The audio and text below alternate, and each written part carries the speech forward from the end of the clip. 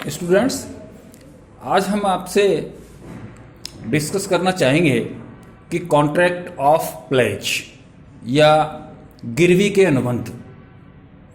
Contract of pledge is a special kind of bailment. कल में भी मैंने आपको जिक्र किया था कि गिरवी एक तरह का विशेष तरह का एक तरह सा निक्षेप है। गिरवी एक ऐसा अनुबंध है जिसमें कि एक पक्षकार दूसरे पक्षकार को कोई माल जमा कराता है किसी ऋण की सुरक्षा या वादे पूरे करने की गारंटी के रूप में, और अगर वो वादा पूरा कर दिया जाता है तो ऐसी स्थिति में दूसरा पक्षकार उस पक्षकार को प्रथम पक्षकार को माल वापस लौटा देता है। अगर वादा पूरा नहीं किया जाता तो वो उस माल का अनुबंध की शर्तों के अनुसार डिस्पोजल कर देता है। इसको हम गिरवी का अनुबंध कहते हैं। भारतीय अनुबंध अधिनियम की धारा 172 में इसका जिक्र किया गया है कि bailment of goods as a security for payment of डेब्ट और performance of a promise is called pledge और पान। जैसे फॉर एग्जाम्पल, आपने किसी अपने पड़ोसी को अपनी गाड़ी गिरवी रखकर उसको और 10,000 रुपये का लोन दिया, तो ऐसी स्थिति में वो गाड़ी एक तरह से उसके लोन की सिक्योरिटी है।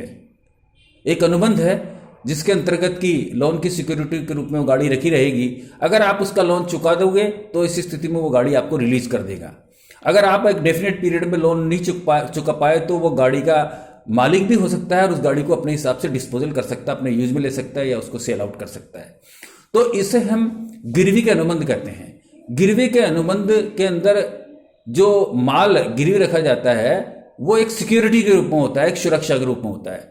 इसमें दो पक्षकार होते हैं। एक पक्षकार प्लेजर कहलाता है, गिरवी कर्ता कहलाता है जो गिरवी रखता है। दूसरा पक्षकार प्लेजी कहलाता है, वो गिरवी ग्राही कहलाता है। आपने गाड़ी अपने पड़ोसी के यहाँ गिरवी रखी तो आप प्लेजर कहलाओगे, और जिसको गिरवी रखी वो प्लेजी कहलाएगा, वो गिरवी ग्राही कहलाएगा। यानी गिरवी ग्राही माल को रिसीव करता है सिक्योरिटी के रूप में और गिरवी करता माल को गिरवी रखता है सिक्योरिटी के रूप में। तो इस तरह का अनुबंध ये इस विशेष तरह का एक तरह से बेलमेंट है, निक्षेप है, जिसमें कि एक पक्षकार दूसरे पक्षकार से किसी वादे को पूरा करने की सुरक्षा के उद्देश्य से कोई माल उसकी सुरक्षा में रखता है, और माल उसकी अगर वादा पूरा नहीं करता तो वो माल का डिस्पोजल दूसरा पक्षकार अपनी इच्छा अनुसार अनुबंध की शर्तों के अनुसार कर सकता है, और वादा पूरा कर दिया जाता है तो दूसरे पक्षकार को प्रथम पक्षकार को माल वापस लौटा देना पड़ता है। तो ये गिरवी के अनुबंध कहलाते हैं। अब इसके महत्वपूर्ण विशेषताएं क्या क्या? उसमें पहला है बेलमेंट ऑफ फॉर सिक्योरिटी या सुरक्षा के लिए गिरवी रखना। इसमें जो भी माल रखा जाता है गिरवी, वो सुरक्षा के लिए रखा जाता है, for the safety, for the fulfilment of promise, कि दूसरा पक्षकार अपना वादे को समय पर पूरा करेगा। इस उद्देश्य से माल को निक्षेप किया जाता है, उसके पास जमा कराया जाता है। दूसरा महत्वपूर्ण है माल, यानी कहने का मतलब तात्पर्य यह है कि गिरवी के अनुबंध में केवल और केवल माल को ही गिरवी रखा जा सकता है।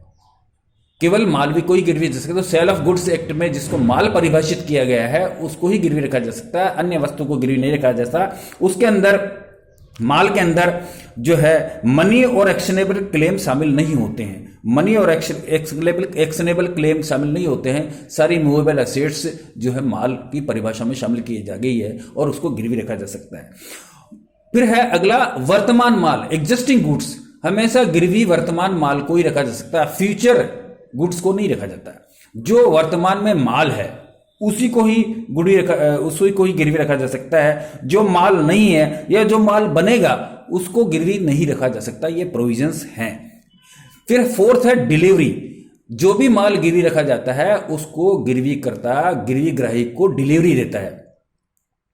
यह हो सकता है कई बार कि पेपर डिलीवर किए जाए।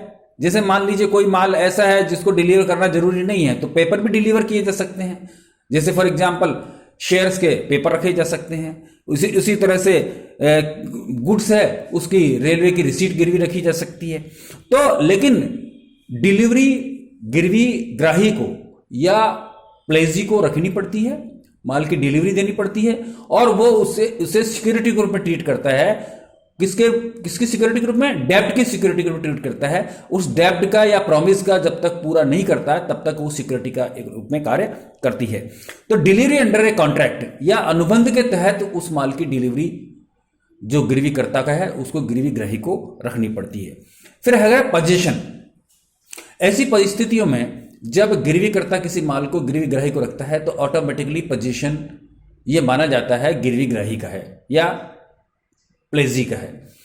क्योंकि लेकिन कई परिस्थितियां ऐसी होती है जबकि माल प्लेजर के पास ही होता है लेकिन उसको रिटर्न में राइट्स दे दिए जाते हैं। तो पोजीशन ऑफ गुड्स जो है प्लेजी के पास ही होना चाहिए, लेकिन परिस्थितियों के अनुसार उसमें अगर प्लेजी और प्लेजर दोनों तैयार हैं तो ऐसी स्थिति में ये भी हो सकता है कि माल का पोजीशन प्लेजर के पास ही हो, रखा हुआ हो, लेकिन उसका लीगल जो पोजीशन है वो लीगल पोजीशन प्लेजी के पास ही या गिरवी ग्राही के पास ही रहता है। फिर है transfer of interest in the property.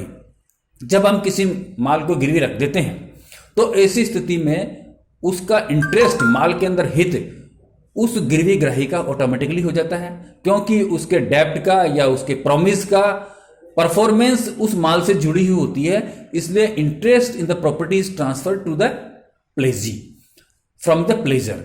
और जब वो चुक जाता है, डेब्ट चुक जाता है या प्रॉमिस पूरा हो जाता है तो ऐसी स्थिति में interest is back transfer to the pledgee. इसी तरह प्रायोरिटी ऑफ क्लेम्स। अगर किसी माल को गिरवी रखकर कोई डेब्ट लिया गया है, कोई ऋण लिया गया है, तो उस ऋण के भुगतान के अंदर उस सिक्योरिटी के उस माल को बेचकर उसका पहले चुकारा किया जाएगा। वो सिक्योर्ड, एक तरह से सिक्योर्ड डेब्ट होता है, इसलिए उसको प्रायोरिटी दी जाएगी।